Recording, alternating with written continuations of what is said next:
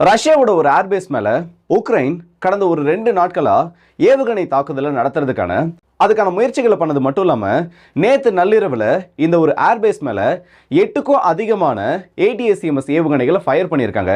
ஆனா இதுல சர்ப்ரைஸ் கொடுக்கக்கூடிய ஒரு விஷயம் என்ன தெரியுமா? S-400ம் பன்சீர் ஏர் டிஃபென்ஸ் சிஸ்டமும் சேர்த்து வச்சு இந்த 8 ஏவுகணைகளையும் அந்த ஏர்பேஸ் அடிக்கிறதுக்கு முன்னாடியே சுட்டு வீழ்த்திருக்குன்னு சொல்றாங்க. ரஷ்யாவோட மினிஸ்ட்ரி ஆஃப் டிஃபென்ஸோட இந்த ஒரு அறிவிப்பு இப்போ ரொம்பவே ஒரு பெரிய ஆச்சரியத்தை ஏற்படுத்திருக்குன்னு சொல்லலாம். S-400 ATACMS இன்டர்செப்ட் பண்றது ஆச்சரியப்படக்கூடிய ஒரு விஷயம் கிடையாது. ஏன்னா அது பாலிஸ்டிக் ஏவுகணைகளையும் மீடியம் ரேஞ்ச் இருக்கக்கூடிய பாலிஸ்டிக் ஏவுகணைகளையும் டிஃபெண்ட் பண்றதுக்காகவே பிரத்யேகமா உருவாக்கப்பட்ட ஒரு அமைப்புன்னு சொல்லலாம். ஆனா இந்த இடத்துல பன்சீர் டிஃபெண்ட் பண்ணியிருக்குன்னு சொல்றது ரொம்ப ஒரு இன்ட்ரெஸ்டிங்கான விஷயமா இருக்கு. ஸோ இதை தான் இந்த வீடியோவில் நம்ம தெளிவாக பார்க்க போகிறோம். வாங்க வீடியோக்குள்ள போயிடலாம். நான் உங்களுக்கு தமிழ் புக்ஷன் டிபி ட்ரெண்டிங்ஸ்.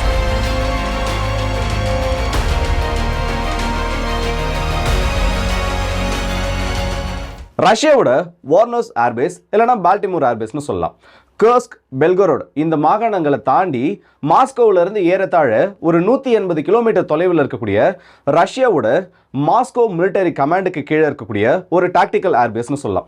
இந்த விமானப்படை தளத்தில் நிறைய பாம்பர் விமானங்களும் Su-24 மிக் சீரியஸில் இருக்கக்கூடிய விமானங்கள் Su-30 விமானங்கள்னு சொல்லிட்டு ரஷ்யா இது ரொம்ப காலமாக உக்ரைனை அட்டாக் பண்ணுறதுக்காக பயன்படுத்திட்டு இருக்காங்க. இந்த கர்ஸ்க் அஃபென்சிவ்ன்றது உக்ரைனால் நடத்தப்பட்டதும் திரும்பவும் ATACMS ஃபயர் பண்ணுறதுக்கு ரஷ்ய பகுதிகளுக்குள்ள ஃபயர் பண்ணுறதுக்கு உக்ரைனுக்கு ஒரு அப்ரூவல் ஆனது கொடுக்கப்பட்டதுக்கு அப்புறமும் ரஷ்யா இந்த இடங்கள்ல இருந்து நிறைய விமானங்கள் பின்னோக்கி கொண்டு போயிருக்காங்க.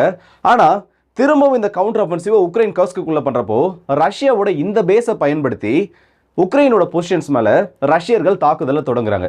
இதை சரியா கெஸ் பண்ண உக்ரைன் என்ன பண்றாங்கன்னா இந்த பேஸை குறி வச்சு அடிக்கணும். ஏன்னா கடந்த காலத்துல எடுத்து பார்த்தோன்னா எந்தெந்த முறையெல்லாம் உக்ரைனோட ட்ரோன் ஸ்ட்ரைக்ன்றது ரஷ்ய பகுதிகளை நோக்கி பண்ணப்பட்டுச்சோ அப்போலாம் ரஷ்யாவுக்கு அது ஒரு சிவியர் ப்ளோவை கொடுத்தது. திடீர்னு பார்த்தோன்னா பல ஆயிரம் டன்ஸ் வெடிமருந்துகள் சேகரிச்சு வைக்கப்பட்டிருந்த ஒரு கிடங்கானது உக்ரைனோட ஒரு ட்ரோன் ஸ்ட்ரைக்கு அந்த இடத்துல பலியாகும். அப்படி பலியாகிறப்போ மொத்தமாக ரஷ்யாவில் ஒன்றுமே பண்ண முடியாது. இது வரைக்கும் பார்த்தோன்னா 8 இடங்கள்ல இந்த மாதிரி துல்லிய தாக்குதல் உக்ரைன் பண்ணியிருக்காங்க. ஸோ இந்த தடவை வந்து அம்யூனிஷன் டிப்போட்ஸ் அடிக்கிறது மட்டும் இல்லாமல் இந்த பகுதிகளை நோக்கி நம்மளோட ஏவுகணையை செலுத்துறதன் மூலயமா மாஸ்கோவுக்கு நம்மளால ஒரு பெரிய வார்னிங்கை கொடுக்க முடியுன்றது உக்ரைனோட ஒரு திட்டமாக இந்த இடத்துல இருந்திருக்கலாம். ஆனால் இதில் இருக்கக்கூடிய ஒரு பெரிய ரெட் லைன் என்ன தெரியுமா? கர்ஸ்க்குள்ளே ATACMS ஃபயர் பண்ணுறதும் அதே மாதிரி மற்ற ஏர்பேசஸ் மேலே ரஷ்யாவோட மற்ற பகுதிகள் மேலே ATACMS ஃபயர் பண்ணுறதும் சாதாரணமான ஒரு விஷயம் கிடையாது. ஏன்னா இதோட அடுத்த ரீஜியன் மாஸ்கோ கூட டைரெக்டாக கனெக்ட் ஆகிற மாதிரி பகுதி. அது மட்டும் இல்லாமல் ரஷ்யாவோட முக்கியமான கமாண்ட் சென்டர்ஸும் கம்யூனிகேஷன் யூனிட்ஸும் இந்த ஒரு ஏர்பேஸ் மேலே இருக்குது. ஆனால் அப்படி இருந்தும் உக்ரைன் இந்த ரிஸ்க்கை எடுக்கிறாங்க. நேற்று நைட்டு என்ன இருக்குன்னா அப் டு 8 ATACMS ஏவுகணைகள் இந்த பேஸை நோக்கி உக்ரைனால ஃபயர் பண்ணப்பட்டிருக்கு.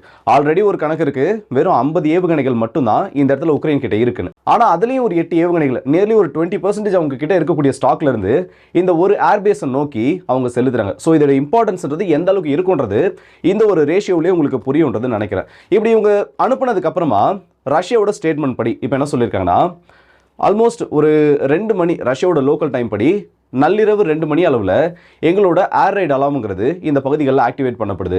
இப்படி பண்ணப்பட்டதுக்கு அப்புறமா கம்பைன்டு ஆப்ரேஷனில் S-400ம் பன்சீர் ஏர் டிஃபென்ஸ் சிஸ்டமும் இந்த இடத்துல எங்கேஜ் ஆகுறாங்க. சரியா அடுத்த ஒரு 4 நிமிடங்களுக்குள்ள இந்த ஏர் ரைட் அலாமுங்கிறது ஒலிக்கப்பட்டு 4 நிமிடங்களுக்குள்ள எல்லா ஏரியல் டார்கெட்ஸும் இந்த இடத்துல டவுன் பண்ணப்பட்டிருக்கு. 12 டீகாய் மிசைல்ஸ், ATACMS மிசைல், 9 ட்ரோன்கள்ன்றது இந்த ஒரு டிஃபென்சிவ் மோட்ல இந்த 2 ஏர் டிஃபென்ஸ் சிஸ்டம்னாலே சுட்டு வீழ்த்தப்பட்டிருக்கு. இது மட்டும் இல்லாமல் ஆன்டி ட்ரோன் எலக்ட்ரானிக் ஜாமிங் யூனிட்ஸும் ஆன்டி மிசைல் கெனான்ஸும் இந்த இடத்துல ஆக்டிவேட் பண்ணப்பட்டிருக்குன்னு அவங்களோட ஒரு அறிவிப்பில் கொடுத்துருக்காங்க. இது வந்து பார்க்கறதுக்கு ஒரு சாதாரணமான விஷயமா இருக்குல்ல. இதில் வந்து S-400 பேர் உள்ள வரதோ இல்லை எலக்ட்ரானிக் கவுண்டர் மெஷர் உள்ள வரதோ இந்த இடத்துல ஆச்சரியம் கொடுக்கக்கூடிய ஒரு விஷயமும் பெருசாக அந்த இடத்துல எதனா டிஸ்கஸ் பண்ணோம் இல்லை அதை பற்றி பேசுறதுக்கு ஏதோ இருக்குன்றது உண்மைதான். ஆனால் இந்த இடத்துல பன்சீர் உள்ளே வந்தது இல்லை பன்சீரையும் இதை யூஸ் பண்ணி நாங்கள் இதை டிஃபெண்ட் பண்ணியிருக்கோன்றது ரொம்ப ஒரு வியர்டான விஷயமா இருக்குது. ஏன்னா இப்போ S-400 வந்து ஒரு வைட் ஏரியாவை கவர் பண்ணக்கூடிய ஆல்மோஸ்ட் வந்து ஒரு 600 கிலோமீட்டர் தன்னோட சர்வேலன்ஸில் வைக்கக்கூடிய 380 கிலோமீட்டரையும் தாண்டிய ஒரு 400 கிலோமீட்டர் வரைக்கும் வரக்கூடிய டார்கெட்ஸை எங்கேஜ் பண்ணுற அளவுக்கு S-400க்கு கெப்பாசிட்டி இருக்குது. அதே மாதிரி இந்த ATACMS உள்ளே வந்துச்சுல்ல, இந்த ATACMS இன்டர்செப்ட் பண்ணுறதுன்றது நார்மல் ஏர் டிஃபென்ஸ் சிஸ்டம்க்கு கொஞ்சம் ஒரு ட்ரிக்கியான விஷயம் சொல்லலாம். ஏன்னா பாலிஸ்டிக் ஏவுகணைகளை ஈஸியாக இன்டர்செப்ட் பண்ணிட முடியும். ஆனால் இந்த ATACMSனு சொல்லக்கூடியது குவாசி பாலிஸ்டிக் ட்ராஜெக்டரின்னு சொல்லுவாங்க. இப்போ இந்த பாயிண்ட்ல இருந்து இப்படி கிளம்பி வருது, இந்த யூ ஷேப்ல ஒரு ஸ்ட்ரக்சர் ஃபார்ம் பண்ணுறதுல இதுதான் பாலிஸ்டிக் மிசைலோட ட்ராஜெக்டரி. அதை பற்றி நம்மளோட சேனல் வியூஸ்க்கு எல்லாம் நல்லா தெரியும். ஆனால் இந்த குவாசி பாலிஸ்டிக் மிசைலை பற்றி நான் உங்ககிட்ட அதிகமாக சொன்னதில்லைன்னு நினைக்கிறேன். இது என்ன பண்ணுன்னா இப்போ இந்த கிளைம் ஆகுது இல்லை மேலே இதோட பூஸ்டர்ஸை யூஸ் பண்ணி கிளைம் ஆனதுக்கப்புறமா எக்ஸாக்டாக அதோட 70% கிளைம் ரேஷியோ முடிச்சதுக்கப்புறம் திரும்ப கீழே டவுன்ஃபால் ஆகும். டவுன்ஃபால் ஆகி இந்த 70% மேலே போச்சுல்ல, அதில் 40% அந்த உயரத்தை திரும்ப இது ரெடியூஸ் பண்ணதுக்கப்புறமா இது நார்மலான ஒரு க்ரூஸ் ஏவுகணை மாதிரி அதோட பாத்தை டீவியேட் பண்ணி ட்ராவல் பண்ண ஆரம்பிக்கும். ஸோ மேலே கிளம்பக்கூடியது அந்த பீக் அட்டைன் பண்ணதும் திரும்பவும் கீழே இறங்கிட்டு அங்கிருந்து ஒரு சின்ன ஸ்லோப் டைரக்ஷன் மாதிரி ஆல்மோஸ்ட் வந்து ஒரு எம் ஷேப்பே லாஸ்ட் அந்த கர்வ் மட்டும் நம்ம கீழே இறக்கினா எப்படி இருக்கும் அந்த மாதிரி இதோட பாத்தை மாற்றிக்கிட்டே இருக்கும். ஏர் டிஃபென்ஸ் சிஸ்டம் வந்து இதை ஐடென்டிஃபை பண்ணக்கூடாது, ஏன்னா அது மேலே போகிறப்ப ஏர் டிஃபென்ஸ் சிஸ்டம் அதை கண்டுபிடிச்சிடும். ஆனால் இதில் ட்ரிக்கியான விஷயம் என்னன்னா, அது அந்த ஆல்டிடியூடில் வரும்னு நீங்கள் எக்ஸ்பெக்ட் பண்ணிட்டு இருக்கப்போ இது ரொம்ப லோ ஆல்டிடியூடில் வந்து எதிர்பாராத நேரத்தில் அதோட டார்கெட் அடிக்கும். இதுதான் குவாசி பாலிஸ்டிக் ட்ராஜெக்டரின்றது. ஸோ S-400 இதை கேதர் பண்ண, ஏன்னா அதில் யூஸ் பண்ணியிருக்கக்கூடிய அந்த கிரேவ் ஸ்டோன் ரேடார் இது எல்லாமே வந்து இதை பிக் பண்ணுறதுக்காக உருவாக்கப்பட்டது தான். ஆனால் பன்சீர் இந்த இடத்துல பயன்படுத்திருக்கான்னு சொல்கிறல்ல, அது எப்படி உண்மையிலே இந்த இன்டர்செப்ஷனை இது பண்ணியிருக்க முடியுமான்னு பார்த்தோன்னா, பன்சீரோட எல்லா வேரியண்ட்டாலையும் இந்த பாலிஸ்டிக் ஏவுகணைகளையோ இல்லை இந்த மாதிரி ஏர் லான்ச்டு பாலிஸ்டிக் மிசைல்ஸையோ இன்டர்செப்ட் பண்ண முடியாது. ஆனால் 2024 ஆகஸ்ட் மாதத்தில் ரஷ்யா ஒரு அறிவிப்பை கொடுக்கு. இந்த பன்சீரில் வந்து S1, SE, பன்சீர் 1ன்னு சொல்லிட்டு நிறைய வேரியன்ட் இருக்குது. ஆல்மோஸ்ட் வந்து ஒரு 8க்கும் அதிகமான வேரியன்ட் ஆனது இருக்குது. இப்போ லாஸ்ட்டாக அவங்க ரீசெண்டாக அப்டேட் பண்ணது என்னன்னு பார்த்தோன்னா, பன்சீர் SMன்னு சொல்லக்கூடிய ஒரு ஏவுகணை. இதில் வந்து இதுக்கு முன்னாடி என்ன ஏவுகணைகள் அமைப்பை யூஸ் பண்ணிட்டு இருந்தாங்கன்னா 57E6 அதோட அப்கிரேடட் வேரியண்ட்டை யூஸ் பண்ணிட்டு இருந்தாங்க. ஆனால் இந்த SM வேரியண்ட்டுன்னு சொல்லிட்டு இப்போ லாஸ்ட்டாக கொடுத்துருக்காங்களா, அதில் 57E6E வேரியண்ட்னு ஒரு ஏவுகணையை வெளியிட்டாங்க. இதோட ஒட்டுமொத்த வெயிட் பார்த்தோன்னா 120 கிலோ தான். நார்மல் S-400 அந்த 40N6 மிசைல் இருக்குல்ல, 40N6Eன்னு நினைக்கிறேன், அதோட வெயிட் வந்து ஆல்மோஸ்ட் வந்து ஒரு 1.8 டன் வரும். 1800 கிலோவில் அதுக்கான வார்ஹெட் வெயிட்ன்றது 300 கிலோ வரைக்கும், 280 300 கிலோ வரைக்கும் அதோட ரேஞ்சை பொறுத்து அதோட வார்ஹெட் ஆனது மாறும். ஆனால் இந்த ஏவுகணைகள் இருக்குல்ல, இதில் வந்து இதோட மேக்ஸிமம் வெயிட்டே இந்த ஒரு 150 180 கிலோக்குள்ள தான். ஆனால் அதில் இதை சுமந்து செல்லக்கூடிய அந்த வார்ஹெட்டோட வெயிட்ன்றது 30 கிலோவுக்கு அதிகம். ஆல்மோஸ்ட் 5ல் 1 பங்கு, 5ல் 1 இந்த வார்ஹெடுக்காக இதை செலவு பண்ணியிருக்காங்கன்னு சொல்லலாம். ஏன்னா இதுக்கு வந்து அதிகமாக கைடன்ஸ் சிஸ்டமோட வேலைன்றது தேவைப்படாது. ரொம்ப ஷார்ட் ரேஞ்ச், ஏன்னா இது வந்து பாயிண்ட் டிஃபென்ஸ் சிஸ்டம்னு சொல்லுவாங்க. குறிப்பிட்ட ஒரு பகுதியை மட்டும் பாதுகாக்கிறதுக்காக ஒரு கண்ணுக்கு தெரியாத ஒரு கவசத்தை உருவாக்கி வச்சிருக்க மாதிரி S-400 செய்ய முடியாத சில வேலைகளையும் இந்த பன்சீரால செய்ய முடியும். ஸோ இந்த மாதிரி ஒரு குறிப்பிட்ட ஏரியாவை மட்டும் கவர் பண்ணுறதுனால 20 15 கிலோமீட்டர் அப்கிரேடட் வேரியண்டோட ரேஞ்ச் இது. 20 கிலோமீட்டர் அகலத்துக்கும் 15 கிலோமீட்டர் உயரத்துக்கும் ஆல்டிடியூட்ல எந்த ஒரு ஏரியல் ஆப்ஜெக்ட் வந்தாலும் பாலிஸ்டிக் மிசைல், குறிப்பாக சொல்லணும்னா பாலிஸ்டிக் மிசைல், ஹெலிகாப்டர்ஸ், ஃபைட்டர் ஜெட்ஸ், இன்னும் சில க்ரூஸ் மிசைல்ஸை இதனால இன்டர்செப்ட் பண்ண முடியும்னு சொல்றாங்க. ஆனால் இதுக்கு முன்னாடி வேரியண்டோட மேக்ஸிமம் என்கேஜ்மெண்ட் ஆல்டிடியூட் எந்த உயரம் வரைக்கும் போயிட்டு அதோட டார்கெட்டை அதை ரீச் பண்ண முடியும்னு பார்த்தோன்னா வெறும் 4 5 கிலோமீட்டர் தான். ஸோ இந்த அப்கிரேடட் வேரியண்ட்ல நிறைய விஷயங்களை ரஷ்யா மாற்றிருக்காங்க. மெயினாக இந்த வார்ஹெட்டோட அந்த அளவை கூட்டினதும். ஸோ இந்த மாதிரி ஒரு ஏவுகணை ஏவப்பட்டதுக்கு அப்புறமா இது S-400 ரேடார் கூட இதை கனெக்ட் பண்ணிக்கும்.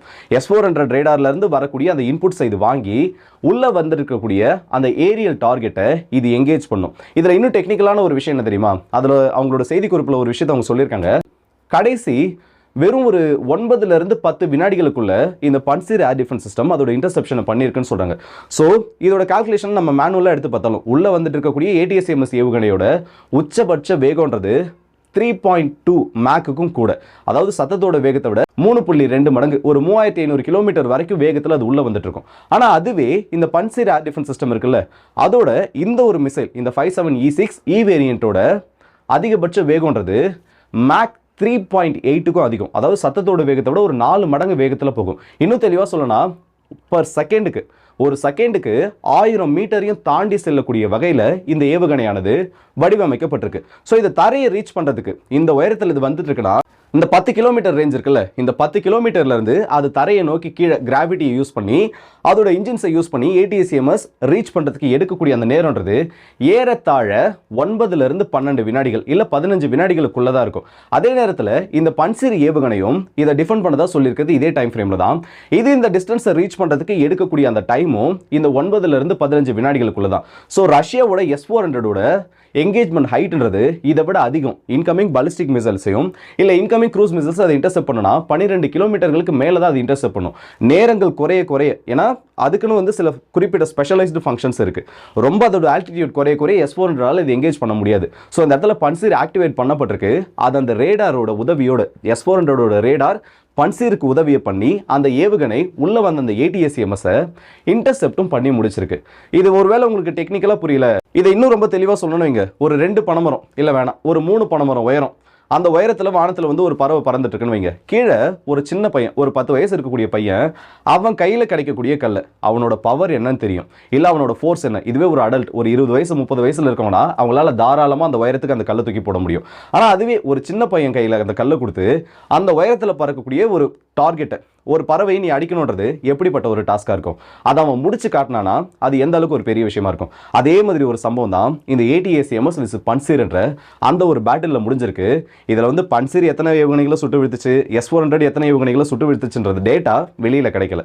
ஆனால் இது எங்கேஜ் பண்ணியிருக்கின்றது மட்டும் அவங்க சைடில், ரஷ்யாவோட சைடில் இருந்து கன்ஃபார்ம் பண்ணியிருக்காங்க. ஒரே ஒரு ஏவுகணையை சுட்டு வீழ்த்திருந்தா கூட, ATACMS பன்சீரை வச்சு ஒன்று வீழ்த்திருந்தா கூட இந்த இடத்துல அது ஒரு பெரிய ஆச்சரியம் தான். ஏன்னா ஒரு நார்மல் பாயிண்ட் டிஃபென்ஸ் சிஸ்டம்னால உள்ள வரக்கூடிய குவாசி பலிஸ்டிக் ட்ராஜெக்டரியில் வரக்கூடிய ஏவுகணை இன்டர்செப்ட் பண்ண முடியுன்றது அதோட எஃபிஷியன்சியை காட்டுறது மட்டும் இல்லாமல் இந்த மிசைல்ஸ் ப்ரொடக்ஷன்ஸோட அடுத்த கட்டத்தை காமிச்சிருக்கு. ஆகஸ்ட் மாதத்துலேருந்து இப்போ வரைக்கும் ஒரு 7 மாதம் தான். இந்த 7 மாதம் டைம் ஃப்ரேமில் இவங்க போரில் கற்றுக்கிட்ட இத்தனை முறைகளையும் வச்சு அவங்களோட ஒரு ஏவுகணையை அப்கிரேட் பண்ணி அனுப்புகிறாங்கன்றது எல்லா நாடுகளுக்கும் இந்த இடத்துல ஒரு பெரிய பாடமாகவே மாறிட்டு இருக்கு. உக்ரைனும் இதே மாதிரி தான் ரஷ்யாவோட மிசைல்ஸ்க்கு எதிரான கவுண்டர் மெஷன்ஸை உருவாக்கிட்டு இருக்காங்க. ரஷ்யன்ஸும் அதே மாதிரி தான் American made weapons and Ukraine made வெப்பன்ஸ்க்கு எதிரான அவங்களோட அந்த யுக்திகளை கொஞ்சம் கொஞ்சமாக மாற்றிட்டு இருக்காங்க. ஸோ இந்த யுத்தங்கள் எந்த அளவுக்கு பெரிய பெரிய பாதிப்புகளை கொடுக்குதோ அதே மாதிரி தொழில் ரீதியாக இல்லை தொழில்நுட்ப வளர்ச்சியை இன்னொரு பக்கம் அதிகமாகிட்டு இருக்குன்னே சொல்லலாம். அதுக்கு ஒரு நல்ல உதாரணம் இந்த ஒரு பேட்டில். அண்ட் கர்ஸ்க் அஃபென்சிவ் பற்றி நம்ம வந்து நிறைய விஷயங்கள் பேச வேண்டியது இருக்குது. இப்போது கர்ஸ்க்கு வந்து திடீர்னு உக்ரைன் வந்து ஒரு கவுண்டர் அஃபென்சிவ் பண்ணுறாங்க. அதாவது ஆகஸ்ட் மாதம் அவங்க நுழைஞ்சதை நான் சொல்ல, திரும்பவும் கர்ஸ்குள்ள இன்னும் அதிகமான பகுதிகளை ரஷ்யா கிட்டேருந்து பிடிக்கணுன்றதுக்காக உக்ரைன் ஒரு கவுண்டர் அஃபென்சிவ் பண்ணுறாங்க. அது எதிர்பார்த்த ரிசல்ட்டை இப்போ உக்ரைனுக்கு கொடுக்கல. ரொம்ப வந்து மோசமான பாதிப்புகள் ரஷ்யர்களுக்கு ஏற்படுறதை விட இந்த இடத்துல உக்ரைனியர்களுக்கு அந்த இடத்துல ஏற்பட்டு இருக்கு. ஸோ நாளைக்கு காலையில் இதை பற்றின வீடியோ தான் நம்ம பார்க்க போகிறோம். அண்ட் இந்த வீடியோ பற்றி உங்களோட கருத்தில் கமெண்ட் செக்ஷனில் சொல்லுங்கள். அடுத்த வீடியோ சந்திப்போம். அதுவரை உங்கள் விடுபடுறது உங்கள் ஆர்கே.